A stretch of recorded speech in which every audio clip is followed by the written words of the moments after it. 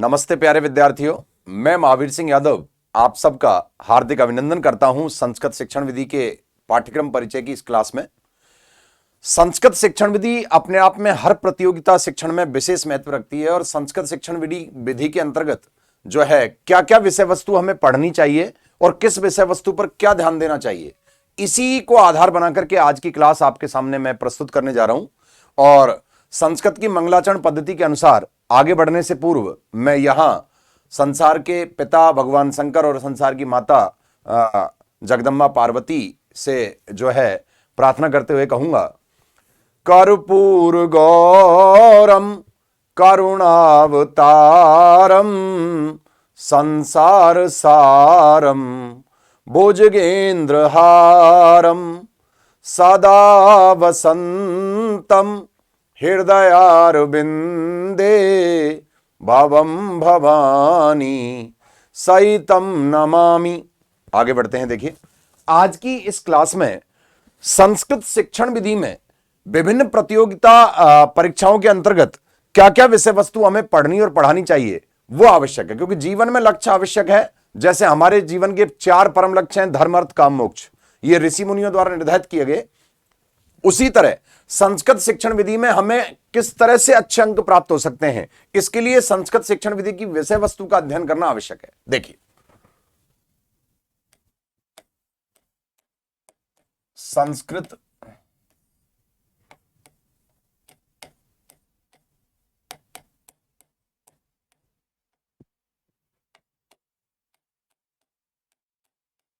विधि आश्रित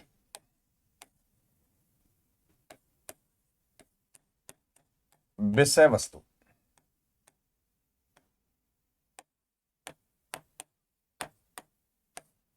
अब देखिए, इसके हम 3 खंड करने वाले हैं।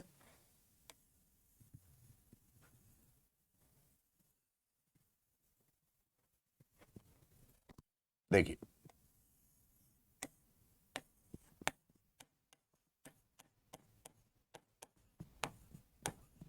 आधारभूत विषय वस्तु,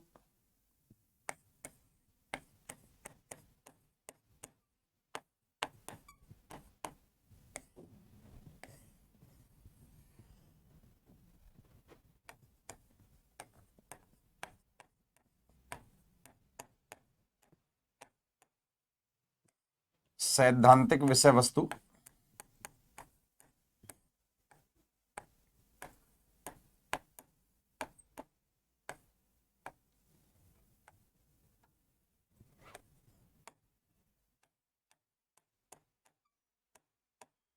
व्यावहारिक विषय वस्तु।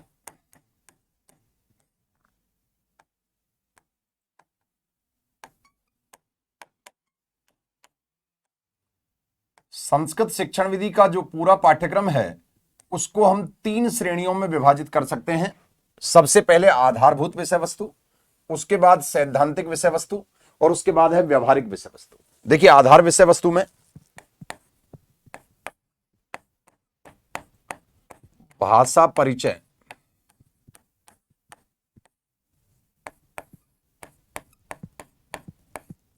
भाषा अधिगम,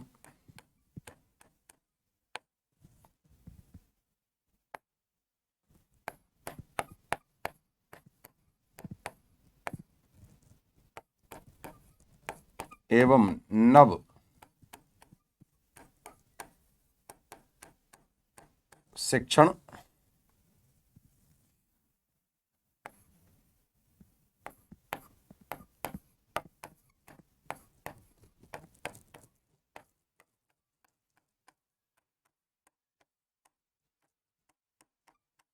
पाठ्यचर्या,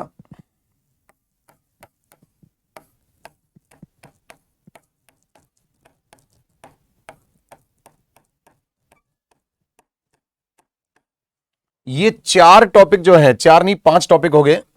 सबसे पहला भाषा परिचय, द्वितीय भाषा अधिगम, तृतीय पुरातन एवं नव शिक्षण, चतुर्थ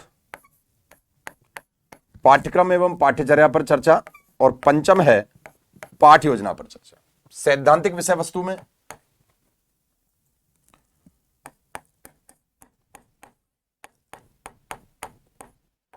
भाषा कौशल,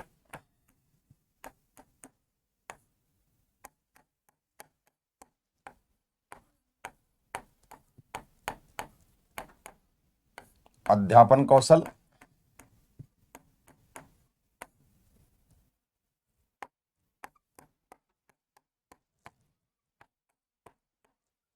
कौशल अभिवृद्धि,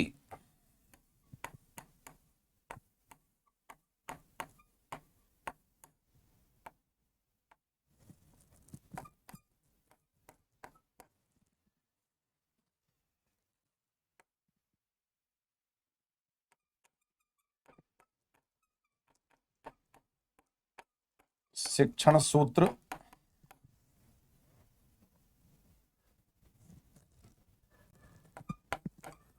एवं सिद्धांत,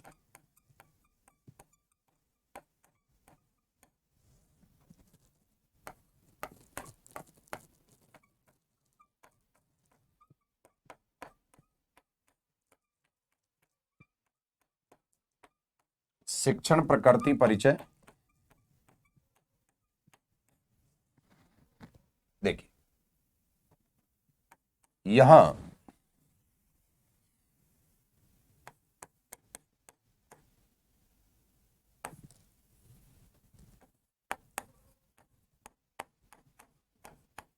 स्तर अनुकूल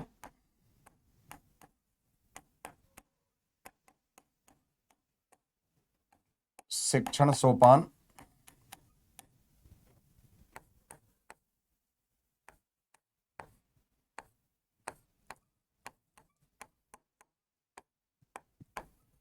वाचन के भेद उपभेद,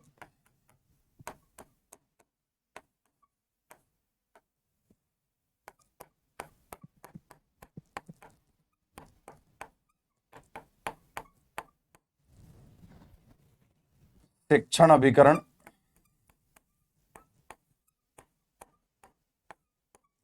एवं उपकरण।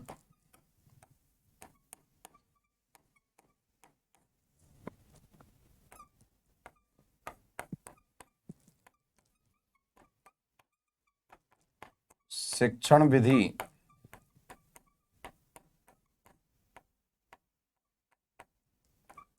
गुणदोष,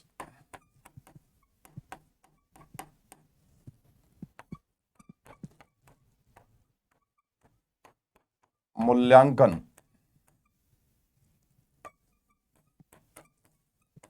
के भेद उपभेद। एक सामान्य रूप से जो एक परिसीमा निर्धारित की जा सकती है शिक्षण विधि के विषय में, वो प्यारे विद्यार्थियों देखिए, संस्कृत शिक्षण विधि आश्रित विषय वस्तु को हम 3 श्रेणियों में बांट सकते हैं। सर्वप्रथम आधारभूत विषय वस्तु, द्वितीय नंबर पर सैद्धांतिक विषय वस्तु और तृतीय नंबर पर है व्यवहारिक विषय वस्तु। आधारभूत विषय वस्तु में सर्वप्रथम आता है, जब हम भाषा शिक्षण करने जा रहे हैं तो भाषा परिचय सर्वप्रथम उसमें उपयोगी हो जाता है, भाषा परिचय। दूसरा है भाषा अधिगम, तीसरा है पुरातन और नव शिक्षण अर्थात परंपरागत और आधुनिक संस्कृत शिक्षण में तुलना, पाठ्यक्रम और पाठ्यचर्या का सहसंबंध, पाठ्य योजना निर्माण की विधि, पाठ्य योजना का उद्भव विकास, ये सब इसमें आएगा। सैद्धांतिक विषय वस्तु को देखें तो भाषा कौशल, श्रवण भाषण पठन लेखन आदि, और अध्यापन कौशल जिसमें प्रस्तावना, अन्वेषण, श्यामपट्ट कौशल, प्रश्नोत्तर कौशल, प्रवाह कौशल, ये सभी आएंगे। कौशल अभिवृद्धि की विधियां और उपाय, शिक्षण सूत्र, मनोवैज्ञानिक शिक्षण सूत्र और शिक्षण सिद्धांत। शिक्षण प्रकृति में गद्य का परिचय, पद्य का परिचय, नाट्य का परिचय, व्याकरण का परिचय, अनुवाद का परिचय, गद्य का उद्भव विकास, पद्य का उद्भव विकास, नाट्य का उद्भव विकास, इनके प्रमुख सोपान। स्तरानुकूल शिक्षण सोपान, गद्य का उद्देश्य क्या है, गद्य का प्रमुख सोपान क्या है, पद्य का उद्देश्य क्या है, नाट्य का क्या है, व्याकरण का उद्देश्य क्या है, अनुवाद का उद्देश्य क्या है, इनके प्रमुख सोपान कौन से हैं। वाचन में सहस्वर वाचन क्या है, सहस्वर वाचन के अंतर्गत जो है आदर्श वाचन, अनुकरण वाचन, संवेद वाचन क्या है, ये सब आएगा। और इसके अलावा मौन वाचन में त्वरित वाचन या द्रुत वाचन, गहन वाचन या गंभीर वाचन क्या है, ये भी बताया जाएगा। शिक्षण अभिकरणों में औपचारिक, अनौपचारिक, निरौपचारिक सभी प्रकार के अभिकरण, और शिक्षण सहायक उपकरणों में श्रव्य उपकरण, दृश्य उपकरण और जो है श्रव्य दृश्य उपकरण, ये सभी आपको पढ़ाए जाएंगे। और परंपरागत कौन से, नवीन कौन से, ये भी बताया जाएगा। शिक्षण विधियों के गुणदोष, गद्य की, पद्य की, नाट्य की, व्याकरण की प्रमुख शिक्षण विधियां, उनके गुण और दोष, और कौन सी मनोवैज्ञानिक है, कौन सी अमनोवैज्ञानिक है, कौन से स्तर पर कौन सी प्रभावी है, यह बताया जाएगा। मूल्यांकन किसे कहते हैं, मूल्यांकन का परिचय, मूल्यांकन के लक्षण, मूल्यांकन के भेद, मूल भेद, उपभेद, ये सब, और मूल्यांकन की प्रविधि, ये भी सब इसमें आएगा। तो ये तो एक सामान्य रूप से आपके सामने मैंने एक विषय वस्तु, एक इंडेक्स आपके सामने प्रस्तुत किया जो शिक्षण विधि में आपको पढ़ना है। किसी भी प्रतियोगी परीक्षा में सर्वप्रथम रणनीति इंपॉर्टेंट होती है, और आप अगर रणनीति के अनुसार पढ़ोगे तो आपको उतना ही पढ़ना पड़ेगा जितना आवश्यक है, और उस आवश्यक मैटर में से निश्चित रूप से प्रश्न आपको मिल जाते हैं। अब देखिए इसका थोड़ा सा डिटेल में अपन चलते हैं। पहले इधर की विषय वस्तु, फिर इधर की विषय वस्तु, फिर इधर की विषय वस्तु, तीनों को आगे बढ़ाते हैं। देखिए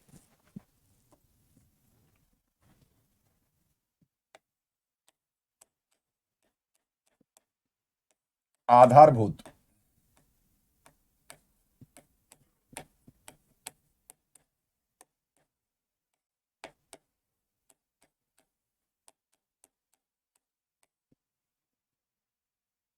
संस्कृत शिक्षण। देखिए इसमें सबसे पहले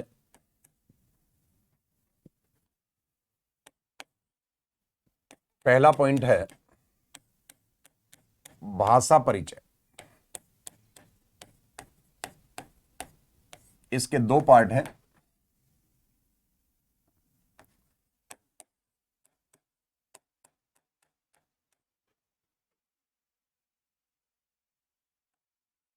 भाषा की व्युत्पत्ति,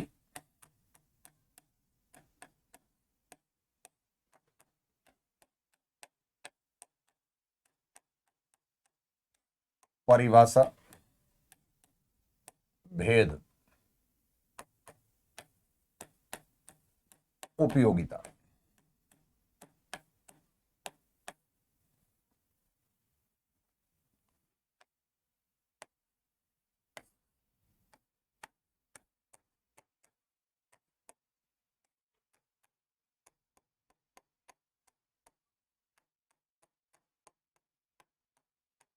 परिचय,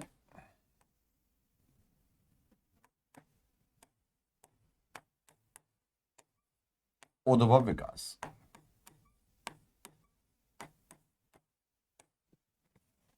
देखिए ये दो टॉपिक यहां रहे। अब देखिए सेकंड पॉइंट है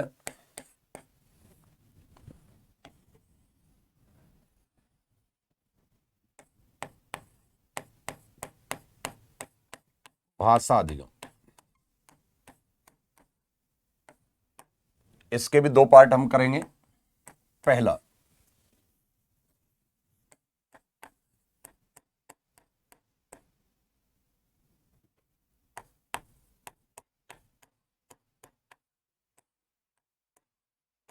की प्रकृति,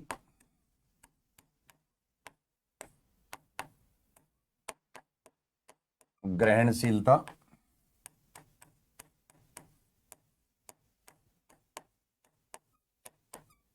मनोवृत्ति,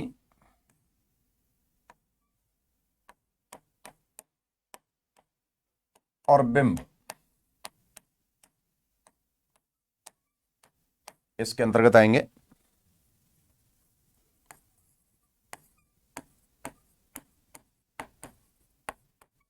संस्कृत भाषा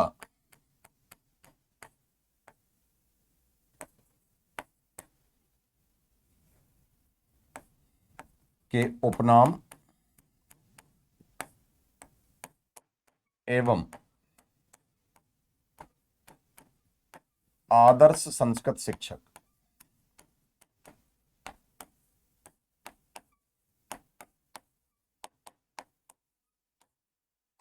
ये विषय वस्तु यहां आएगी। किस तरह से संस्कृत भाषा जो है वर्तमान में उपयोगी है, और उसके उपनाम क्या क्या हैं, और आदर्श संस्कृत शिक्षक के क्या लक्षण या गुण होंगे, ये भी इसमें आएगा। अब देखिए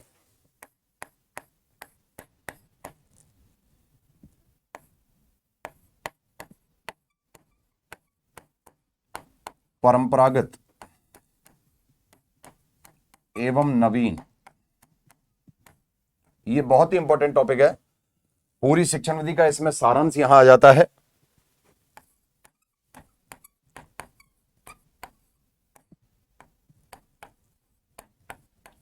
एक बार सबसे पहले जब रणनीति आपके सामने आ जाती है, क्या नहीं पढ़ना है और क्या पढ़ना है, यह विवेक जब आप में उत्पन्न हो जाता है तो हर विषय वस्तु आसान होती चली जाती है, क्योंकि बिना लक्ष्य के जीवन भटक जाता है। उसी तरह से बिना लक्ष्य के, बिना रणनीति के जो है हमारा जो पढ़ने और पढ़ाने का तरीका है वो बदल जाता है। तो परंपरागत एवं नवीन संस्कृत शिक्षण का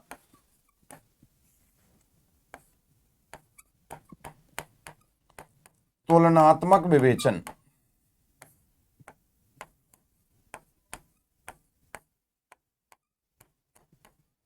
परंपरागत और नवीन संस्कृत शिक्षण का तुलनात्मक विवेचन होगा कि परंपरागत संस्कृत शिक्षण किस प्रकार का था, नवीन संस्कृत शिक्षण किस प्रकार का है।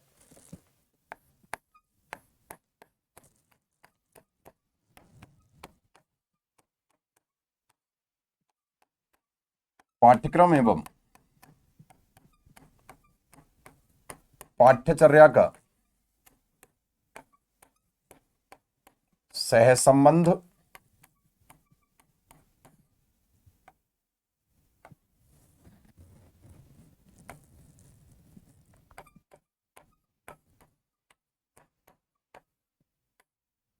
सिद्धांत एवं पद्धति। पांचवें नंबर पर जो विषय वस्तु आती है इसमें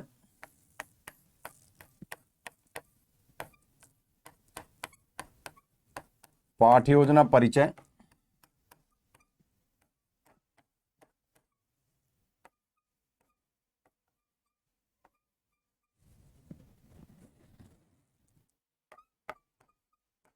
एवं निर्माण विधि,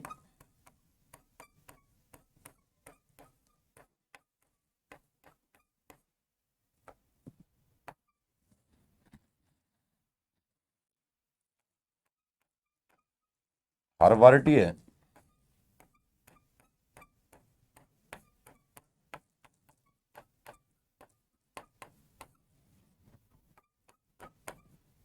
पाठ्य योजना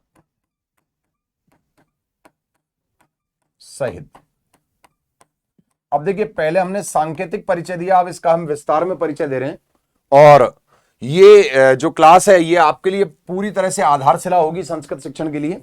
सबसे पहली बात, परंपरागत और नवीन संस्कृत शिक्षण का तुलनात्मक विवेचन, पाठ्यक्रम एवं पाठ्यचर्या का सहसंबंध, उसमें पाठ्यक्रम निर्माण के सिद्धांत भी आएंगे, पाठ्यक्रम निर्माण की पद्धति भी आएंगी, पाठ्य योजना परिचय और निर्माण विधि, हर्वर्टीय पंचपदीय विधि के 5 सोपान इसमें आपको विस्तार से बताए जाएंगे। तो देखिए, सबसे पहले आएगा भाषा परिचय, जिसके 2 पार्ट होंगे। ए पार्ट में आएगा भाषा की व्युत्पत्ति, परिभाषा, भेद और उपयोगिता। बी पार्ट में आएगा संस्कृत भाषा का परिचय, उद्भव और विकास। सेकंड, भाषा अधिगम। भाषा अधिगम में भाषा अधिगम की प्रकृति, ग्रहणशीलता, मनोवृत्ति और बिंब आएंगे। दूसरे पार्ट में आएगा, बी पार्ट में, संस्कृत भाषा के उपनाम और आदर संस्कृत शिक्षक। तीसरा पार्ट है परंपरागत और नवीन संस्कृत शिक्षण का तुलनात्मक विवेचन। चौथा पार्ट है पाठ्यक्रम और पाठ्यचर्या का सहसंबंध, जिसमें सिद्धांत और पद्धति भी आएंगी। पांचवा पार्ट है पाठ्य योजना का परिचय और निर्माण विधि, जिसमें हार्वर्ड की पंचपदीय पाठ्य योजना भी आएगी। अब देखिए, ये एक सोपान हुआ। अब देखिए,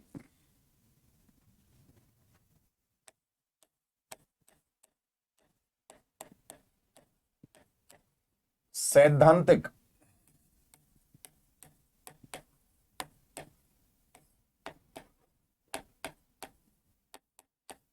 संस्कृत शिक्षण,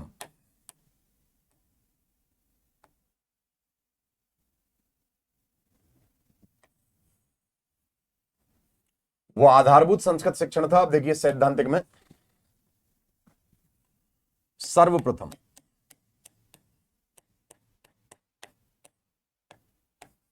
भाषा कौशल,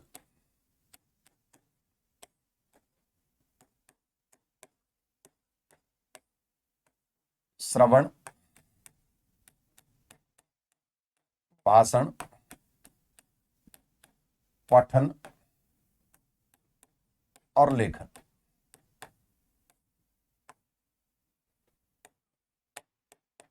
लेखन का परिचय, कौमा उपयोगिता।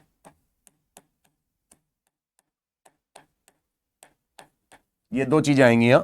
भाषा कौशलों में श्रवण कौशल, भाषण कौशल, पठन कौशल और लेखन कौशल का परिचय और उपयोगिता आएगी।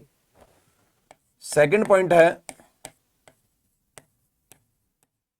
अध्यापन कौशल। अध्यापन कौशलों को शिक्षण कौशल भी कहते हैं और शिक्षण अभिरुचि उत्पादक कौशल भी कहा जाता है। इसमें प्रस्तावना, अन्वेषण,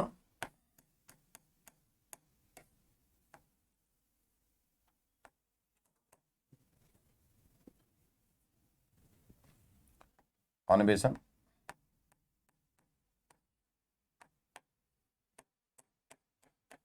श्यामपट्ट, प्रश्नोत्तर और प्रवाह कौशल, ये 5 कौशल आएंगे। इनका भी जो है आपके सामने परिचय और उपयोगिता आएगी। प्रस्तावना कौशल, अन्वेषण कौशल, श्यामपट्ट कौशल, प्रश्नोत्तर कौशल और प्रवाह कौशल। तीसरे नंबर पर आएगा कौशल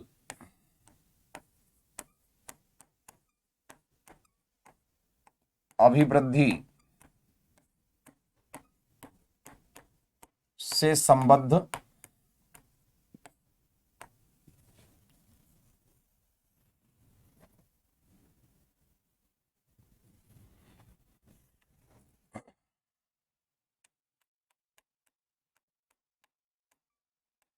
प्रमुख उपाय एवं संबद्ध विधि। अध्यापन कौशल और भाषा कौशल दोनों में ही जो है किस प्रकार से उनको उपयोगी और प्रभावी बनाया जा सकता है, उसके लिए आवश्यक दशाएं क्या होंगी, कुछ प्रमुख विधियां क्या होंगी और उनसे जुड़े हुए कुछ तथ्य क्या होंगे, ये भी इसमें आएगा। अब देखिए,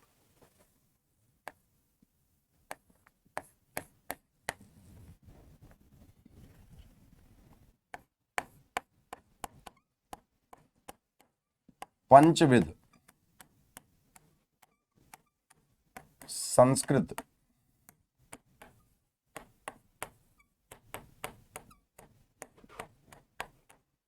शिक्षण प्रकृति परिचय।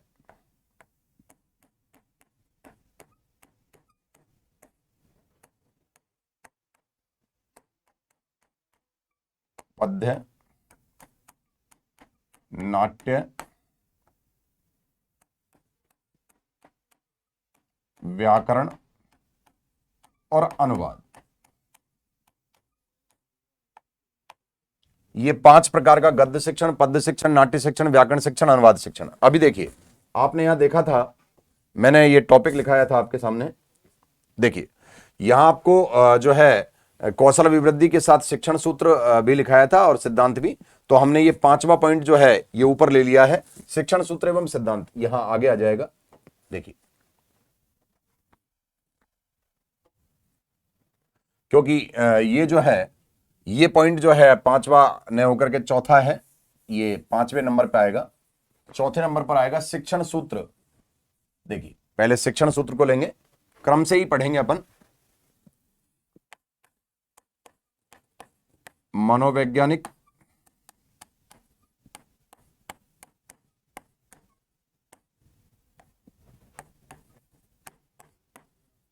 शिक्षण सूत्र एवं सिद्धांत, शिक्षण सिद्धांत आएंगे इसमें।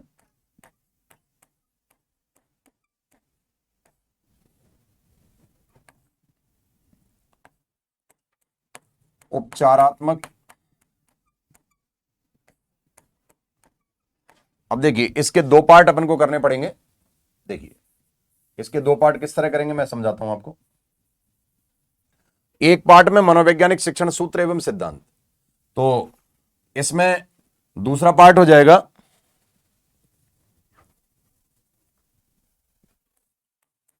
फर्स्ट पार्ट में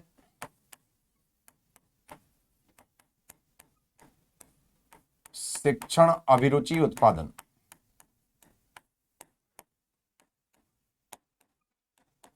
शिक्षण में अभिरुचि किस तरह उत्पन्न करें, उसके लिए शिक्षण सूत्र और शिक्षण सिद्धांतों की सहायता लेनी पड़ेगी। और इसका दूसरा पार्ट जो हो जाएगा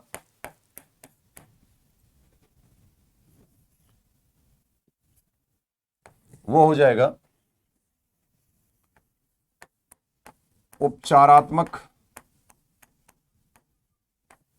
एवं नैदानिक शिक्षण।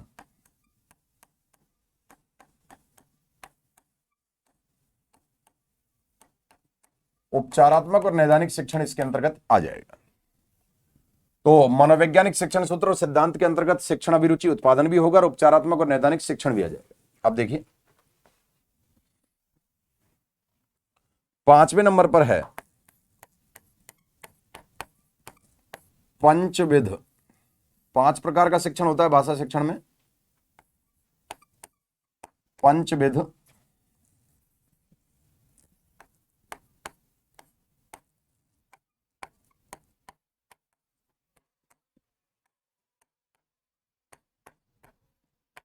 संस्कृत शिक्षण प्रकृति परिचय।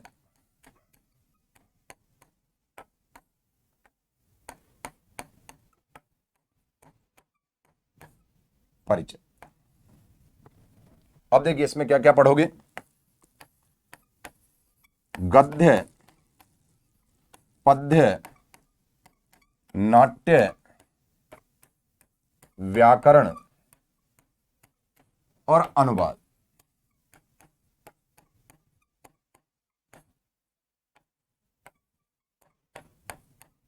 का परिचय एवं लक्षण इसमें आ जाएंगे, ये ध्यान रखिए। तो इस तरह से आप देखेंगे कि सैद्धांतिक संस्कृत शिक्षण में आपको क्या क्या सीखना है। भाषा कौशलों में श्रवण, भाषण, पठन, लेखन कौशल का परिचय और उपयोगिता। अध्यापन कौशलों में प्रस्तावना कौशल, अन्वेषण कौशल, श्यामपट्ट कौशल, प्रश्नोत्तर कौशल और प्रवाह कौशल। इन 5 शिक्षण कौशलों का परिचय और उपयोगिता। कौशल वृद्धि से संबद्ध प्रमुख उपाय और संबद्ध विधि। मनोवैज्ञानिक शिक्षण सूत्र एवं सिद्धांत। शिक्षण अभिरुचि का उत्पादन। उपचारात्मक और नैदानिक शिक्षण। 5 प्रकार के संस्कृत शिक्षण की प्रकृति का परिचय। गद्य, पद्य, नाट्य, व्याकरण, अनुवाद का परिचय और लक्षण। ये सब प्यारे विद्यार्थी इसमें पढ़ेंगे और इसी फॉर्मेट में हमको पढ़ना है। देखो मैंने अभी आपको बताया था जो डायग्राम है इसमें, वो मूलतः डायग्राम के अनुसार ही इसका विश्लेषण चल रहा है। पहले आधारभूत विषय वस्तु, फिर सैद्धांतिक विषय वस्तु, अब व्यवहारिक विषय वस्तु। इसमें व्यवहारिक विषय वस्तु में देखिए शिक्षण सोपान, शिक्षण उद्देश्य, वाचन के भेद उपभेद, ये सब आएंगे। देखिए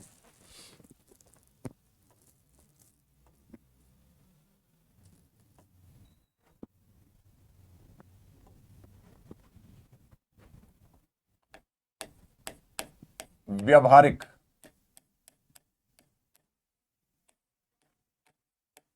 संस्कृत शिक्षण।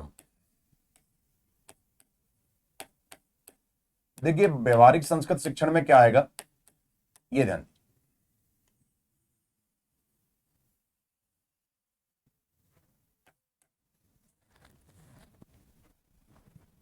सबसे पहले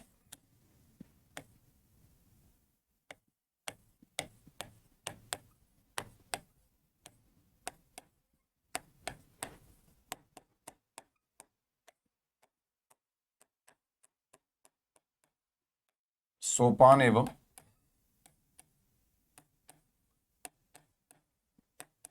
शिक्षण उद्देश्य।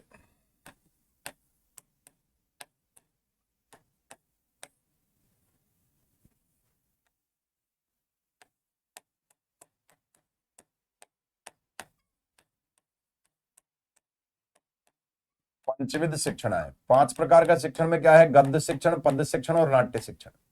देखिए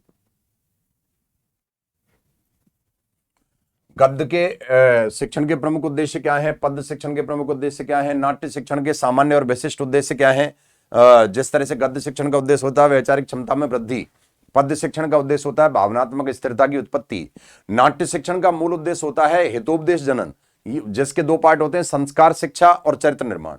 और 3 सामान्य उद्देश्य नाट्य शिक्षण से प्राप्त होते हैं, जिनमें सबसे पहला उद्देश्य है मनोविनोद या मनोरंजन, दूसरा है विश्रांति दुख निवारण, और तीसरा है उपशमन तनाव से मुक्ति। तो ये 3 उद्देश्य उसके सामान्य हो जाते हैं। व्याकरण शिक्षण का उद्देश्य होता है नियमों का स्मरण और उदाहरणों का अभ्यास, और भाषा शुद्धिकरण इसका मूल उद्देश्य होता है व्याकरण शिक्षण का।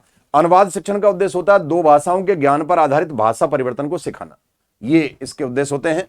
गद्य शिक्षण का प्रमुख सोपान है सार कथन ग्रहण करना, जो गंभीर वाचन से उत्पन्न होता है। पद्य शिक्षण का प्रमुख उद्देश्य है रसानुभूति, जो संवेद वाचन से प्राप्त होता है। और नाट्य शिक्षण का जो है प्रमुख सोपान है चतुर्विध अभिनय, जिसमें आंगिक, वाचिक, आहारक और सात्विक 4 प्रकार का अभिनय रहता है। और इसी प्रकार अभिनय में दक्षता। व्याकरण शिक्षण का उद्देश्य होता है भाषा में शुद्धिकरण की क्षमता उत्पन्न करना और शब्दकोश में वृद्धि करना, और जो है भाषा परिवर्तन की जो है शैली और 2 भाषाओं का ज्ञान देने वाला जो प्रमुख उद्देश्य है वो है आपके अनुवाद शिक्षण का। व्याकरण शिक्षण का उपभाग ही अनुवाद शिक्षण है। अब देखिए सेकंड पॉइंट है इसमें, यहां देखिए जिस क्रम से आपने यहां निर्धारित किया है उसी क्रम का विश्लेषण हम यहां करेंगे। वाचन के भेद उपभेद, यहां हमने दूसरा पॉइंट दिया है। देखिए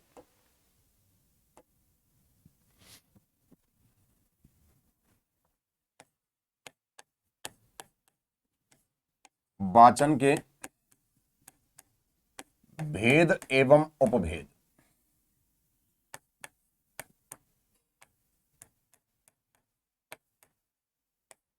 देखिए वाचन के भेद एवं उपभेदों में सहस्वर वाचन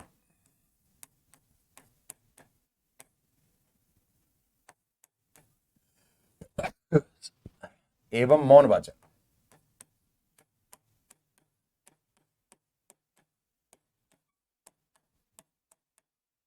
सहस्वर वाचन और मौन वाचन के अंतर्गत जो है आपको सहस्वर वाचन के अंतर्गत गद्य शिक्षण में सहस्वर वाचन, गद्य शिक्षण में जो है मौन वाचन की आवश्यकता होगी और पद्य शिक्षण में सहस्वर वाचन की आवश्यकता होगी। सहस्वर वाचन के आदर्श वाचन, अनुकरण वाचन और संवेद वाचन 3 प्रमुख भेद हैं, और जो मौन वाचन है उसके गंभीर वाचन और द्रुत वाचन 2 मूल भेद हैं। गद्य शिक्षण में मौन वाचन की आवश्यकता पड़ेगी, पद्य शिक्षण में सहस्वर वाचन की, क्योंकि पद्य छंदोबद्ध होता है, उसमें स्वर, लय, ताल, यति, गति का ध्यान रखा जाता है। तीसरे नंबर पर जो इसमें पॉइंट है, आपने देखा कि वाचन के भेद उपभेद। अब वाचन में पठन में अंतर भी यहीं आ जाएगा।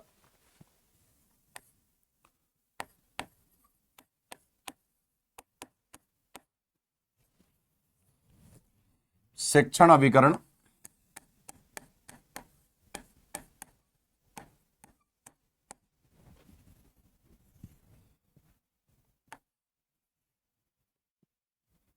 तीसरे पॉइंट के 2 पार्ट होंगे।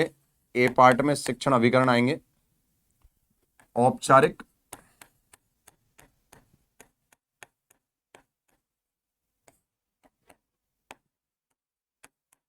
अनौपचारिक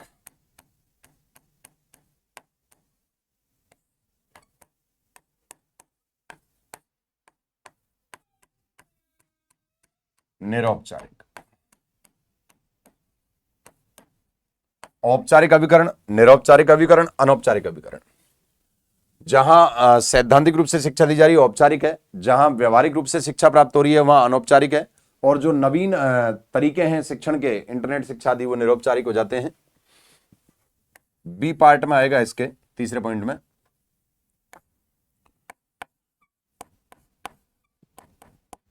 शिक्षण सहायक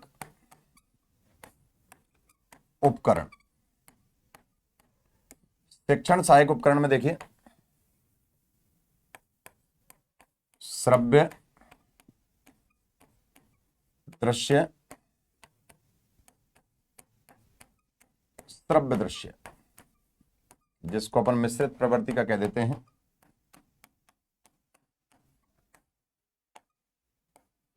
देखिए सुनने योग्य जो उपकरण हैं वो श्रव्य हैं, इसमें परंपरागत और नवीन 2 प्रकार के होंगे। देखने योग्य हैं वो दृश्य हैं, जो सुनने और देखने योग्य दोनों हैं वो श्रव्य दृश्य हैं। जैसे परंपरागत श्रव्य उपकरण है गुरुवाणी या गुरुमुख, परंपरागत दृश्य उपकरण है श्यामपट्ट या श्यामफलक, परंपरागत श्रव्य दृश्य उपकरण है नाटक। ये ध्यान रखें। अब देखिए चौथे नंबर पर है इसमें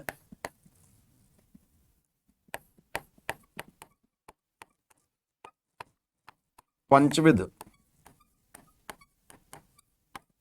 संस्कृत शिक्षण में प्रयुक्त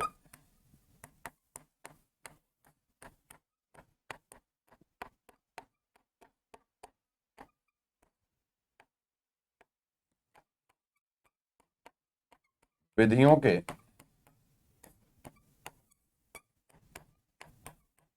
गुण दोष एवं उपयोगिता।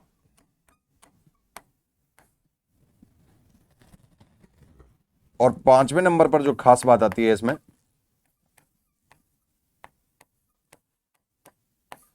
मूल्यांकन का परिचय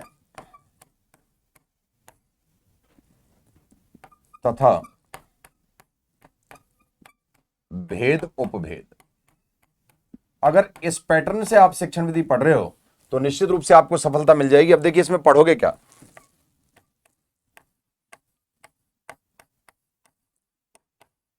मूल्यांकन का अर्थ एवं प्रकृति,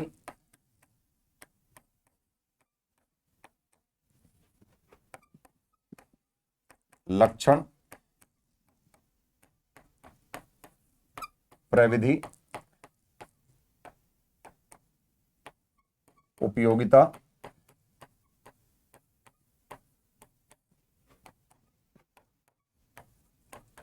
मूल भेद और अन्य प्रचलित भेद।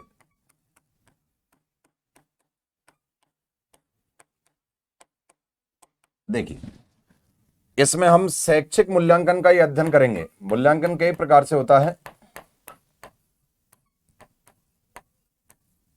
शैक्षिक मूल्यांकन आश्रित, तो देखिए पूरी की पूरी विषय वस्तु आपके सामने यहां लाई गई है। संस्कृत शिक्षण सोपान और शिक्षण उद्देश्य आप पढ़ेंगे। 5 प्रकार के संस्कृत शिक्षण के लिए सोपान और उद्देश्य बताए जाएंगे। वाचन के भेद और उपभेद बताए जाएंगे। सहस्वर वाचन और मौन वाचन में अंतर, इनकी उपयोगिता में अंतर। शिक्षण अभिकरण में औपचारिक और अनौपचारिक और निरौपचारिक जो है शिक्षण अभिकरण के बारे में बताया जाएगा। शिक्षण सहायक उपकरणों में श्रव्य दृश्य मिश्रित, इस तरह के उपकरण। 5 प्रकार के संस्कृत शिक्षण में प्रयुक्त विधियों के गुण दोष और उपयोगिता। मूल्यांकन का परिचय तथा भेद उपभेद, जिसमें शैक्षिक मूल्यांकन की बात होगी। मूल्यांकन का अर्थ और प्रकृति, लक्षण, प्रविधि, उपयोगिता, मूल भेद और अन्य प्रचलित। तो ये सारी विषय वस्तु संस्कृत शिक्षण से संबंधित है प्यारे विद्यार्थियों। सबसे पहले हमने इसको एक डायग्रामेटिक फॉर्म में विभाजित किया, फिर उसके अंतर्गत क्या क्या विषय वस्तु आएंगी ये निर्धारित की। ये सारी विषय वस्तु आपको पढ़नी है और मुझे पढ़ानी है। प्यारे विद्यार्थियों, इस पैटर्न से अगर आप तैयारी करते हो, मेरा आपसे प्रॉमिस है कि आप एक भी प्रश्न शिक्षण विधि का गलत नहीं कर सकते। सिर्फ आपको तरीका बदलना है। आपको यह ध्यान करना है कि पढ़ने और पढ़ाने के लिए क्या क्या विषय वस्तु आपके सामने होनी चाहिए। तो सभी ने ध्यानपूर्वक सुना, समझा, जाना, उसके लिए धन्यवाद। सभी को मेरी ओर से नमस्ते। जय श्री कृष्ण।